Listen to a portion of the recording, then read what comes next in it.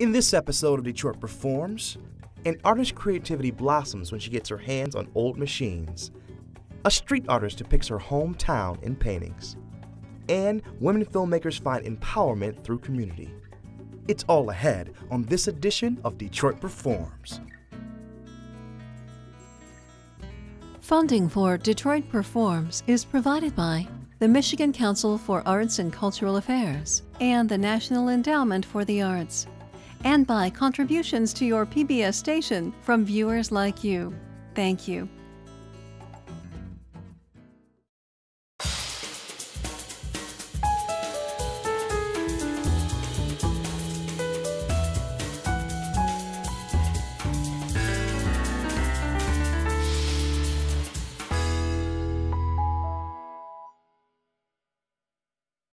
Hello and welcome to Detroit Performs. I'm your host, DJ Oliver, and today I'm at the Art and Frame Station in Birmingham.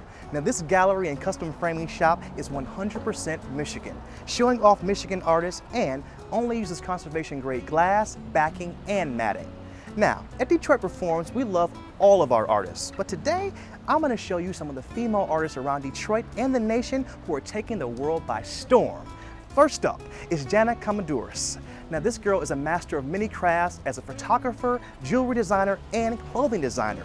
And what's really cool is where she gets her inspiration and what she uses in her designs. Check it out.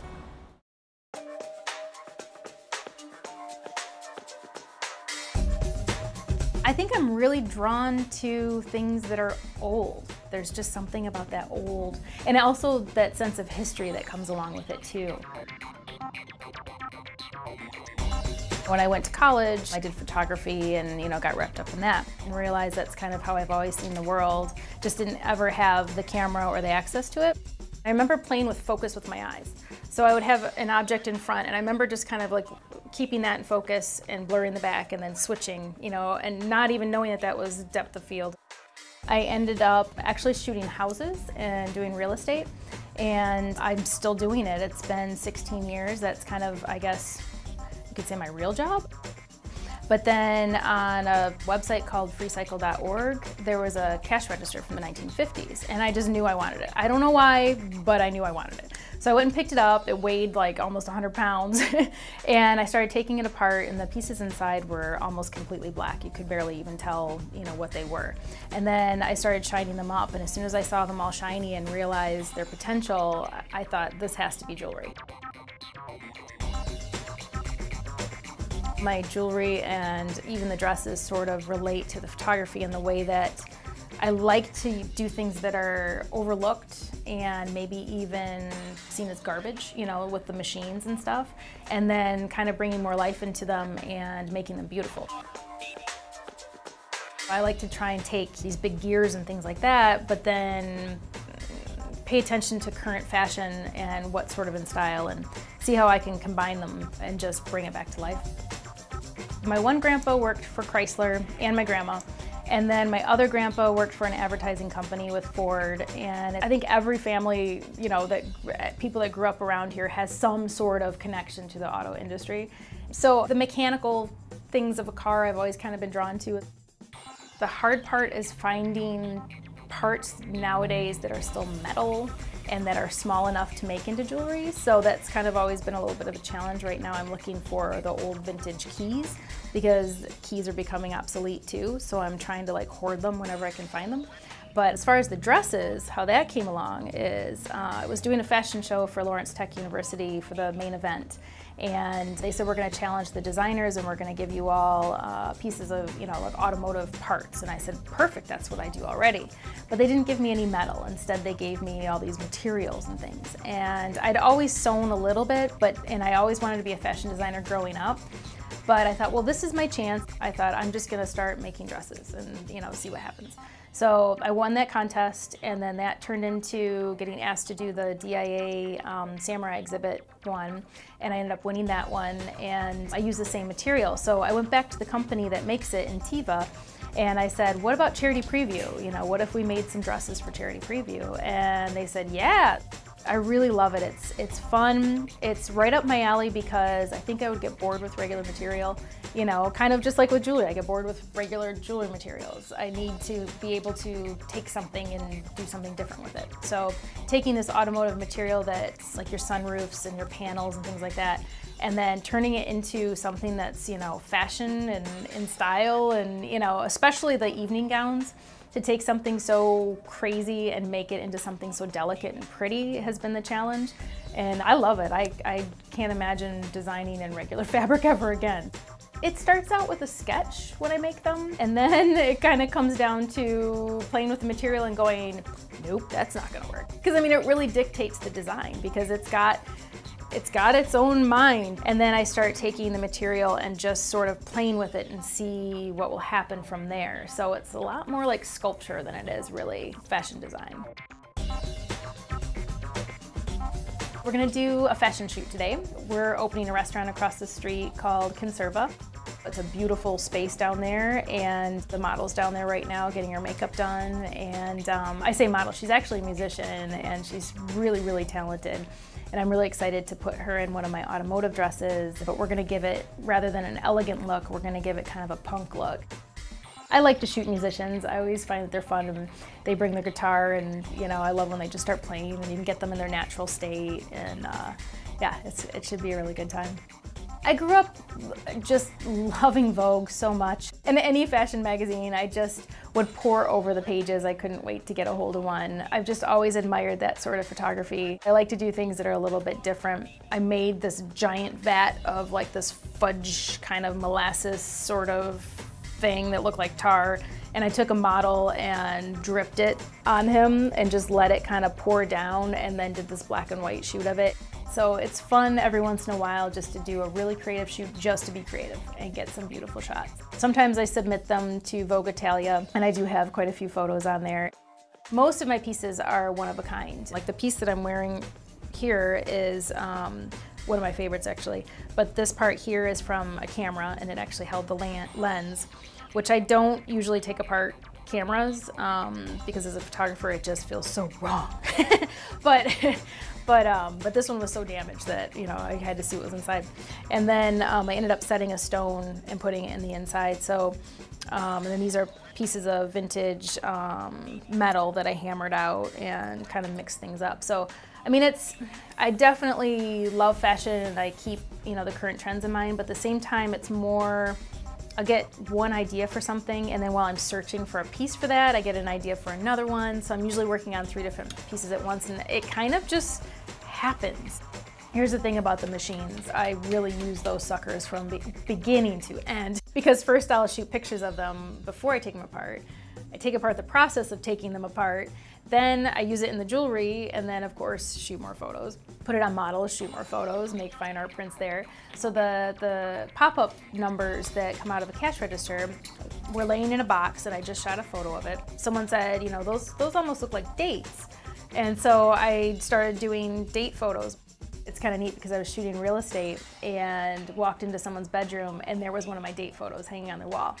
And that was pretty cool to see. That's definitely a reward. And sometimes I ask my customers when I do something special, you know, like a custom order or something, I ask them to send me a photo when it's all framed and hung, and because I just like seeing where it ends up. I like seeing its eventual home.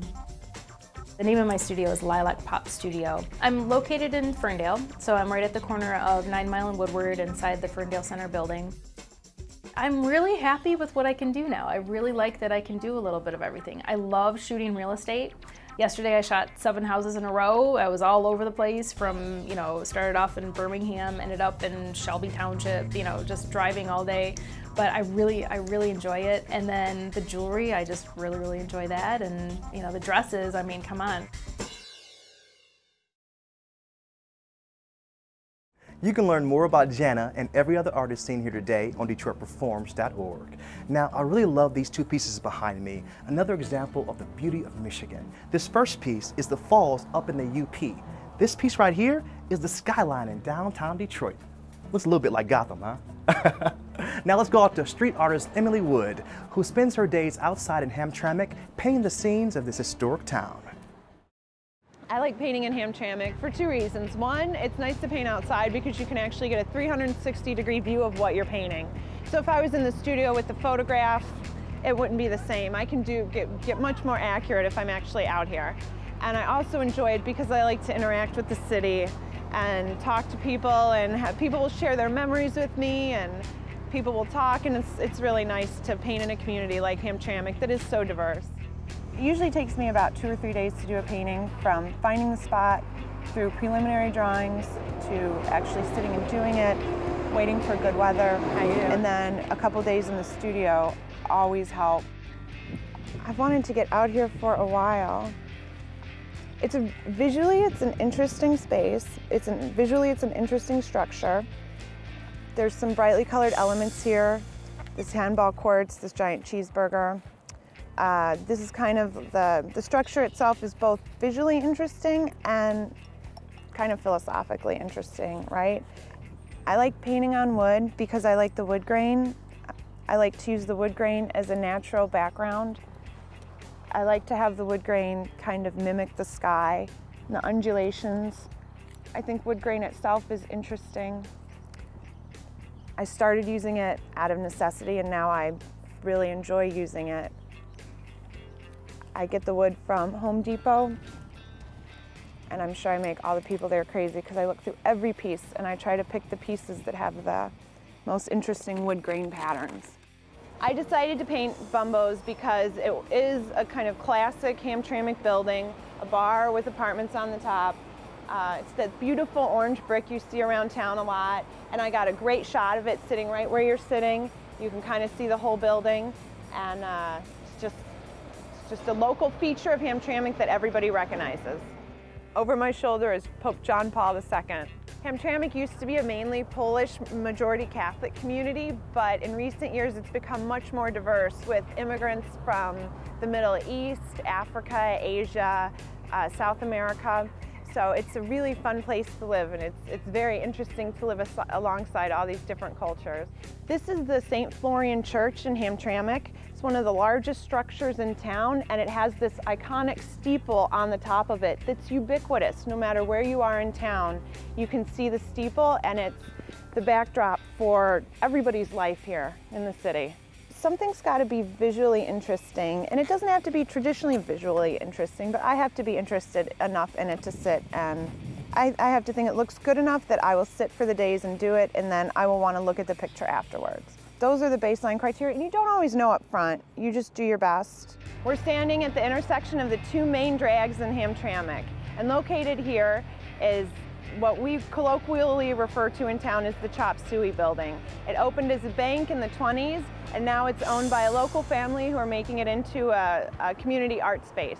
People ask a lot why I don't photo reference, why I don't work in the studio. And I do work in the studio sometimes, I do photo reference sometimes. But it looks different when you do that.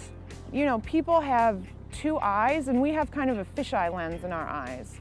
And so a camera sees things a lot differently than we do. So I feel like when I paint from photographs, it doesn't look like I was there. So I feel like the work turns out better if I sit out here. But again, you know, it's a bit of a chicken and egg thing too, because I enjoy sitting out here or I wouldn't do it. One of my problems is overworking the painting. I think you can overwork yourself mentally in terms of academics. You can get too academic, right? And you can lose sight of why you're doing it. My undergraduate degree was in biology, and I have grad work in genetics. I was working on long non-coding RNA at the medical school at Wayne State. Wayne County Community College, I teach anthropology. They also have me down to teach biology, but I haven't taught that for them yet. I don't teach that much. I only really teach if I have to. I really want to be painting, so I'm only teaching if I'm having trouble paying the bills. It's just like everybody being like, it's okay that you're doing this. You know, because it's really just people's good nature that I'm allowed to do this. If I was somewhere else, it would be much more difficult. And so, you know, I'm taking something. I'm using the space and I'm using the community, and it's really nice to have people be all right with that. Wow, these animals look so real in these pictures, y'all. The cheetah, the elephant, and of course, the lion. It wouldn't be Detroit without the lions, y'all. Now, let's check out some upcoming events happening in and around the D.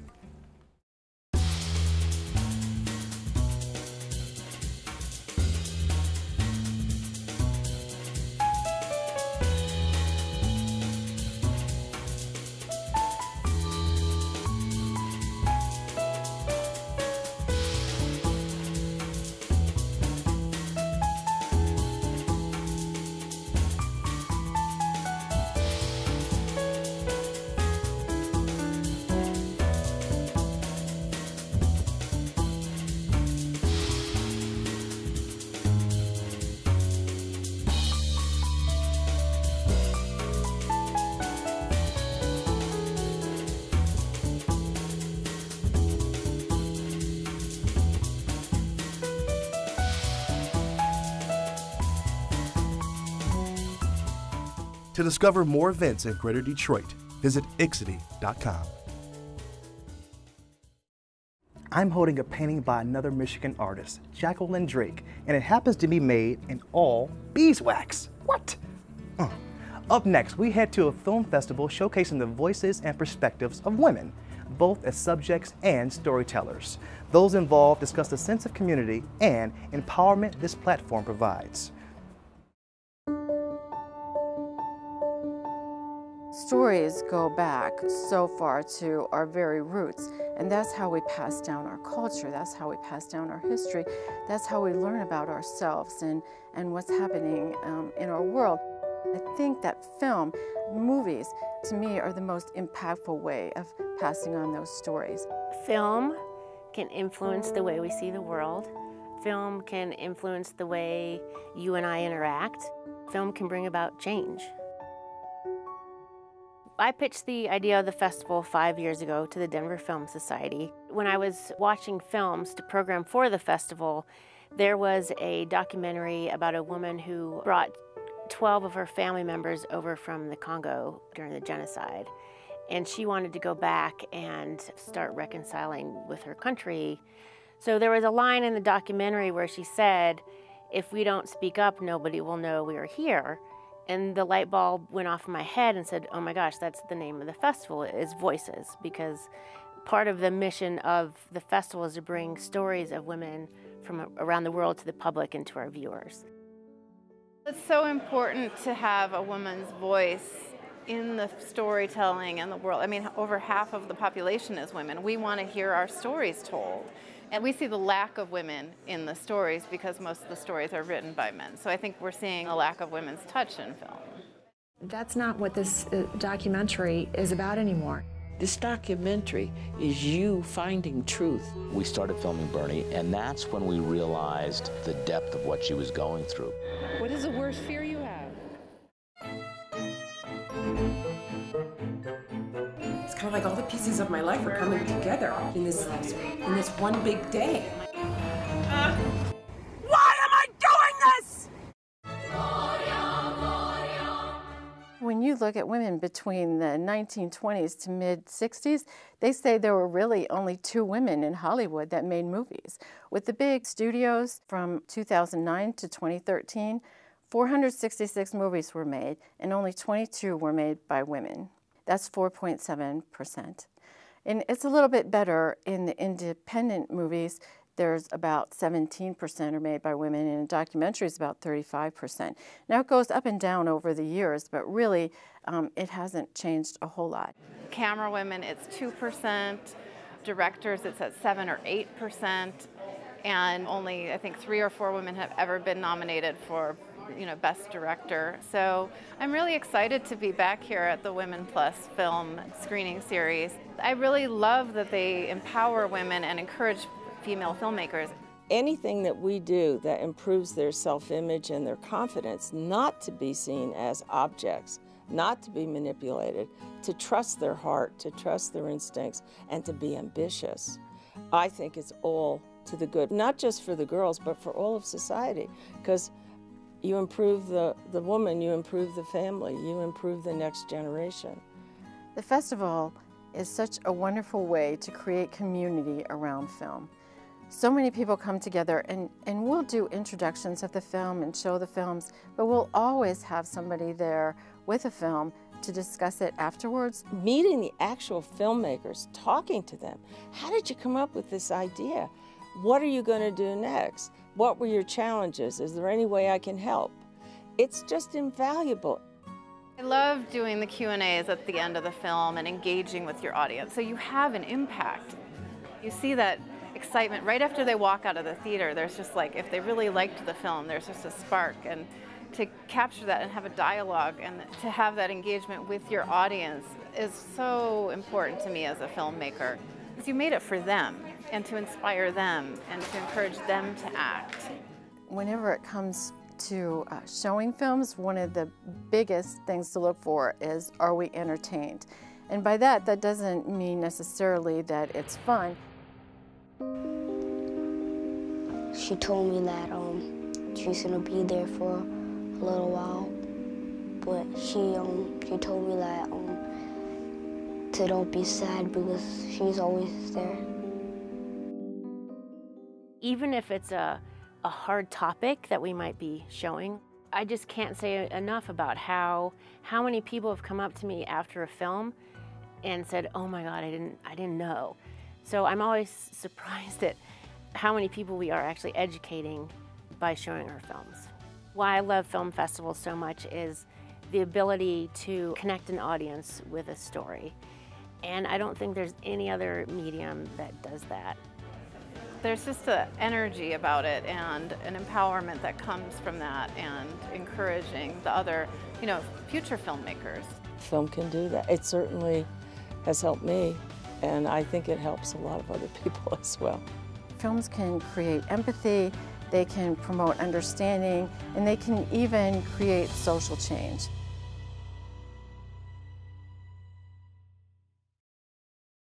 And that wraps it up for this edition of Detroit Performs. As always, for more arts and culture, head to DetroitPerforms.org, where you'll find featured videos, blogs, and information on upcoming arts events. Also, check us out on Facebook and Twitter. Thank you so much to the Art and Frame Station for letting us peruse all the artwork they have. Next time you're out in Birmingham, stop in and maybe you can take a piece of Michigan artwork into your home. Until next Tuesday, get out there and show the world how Detroit performs, y'all. I'm DJ Oliver. Thanks for watching, guys. Funding for Detroit Performs is provided by the Michigan Council for Arts and Cultural Affairs and the National Endowment for the Arts, and by contributions to your PBS station from viewers like you. Thank you.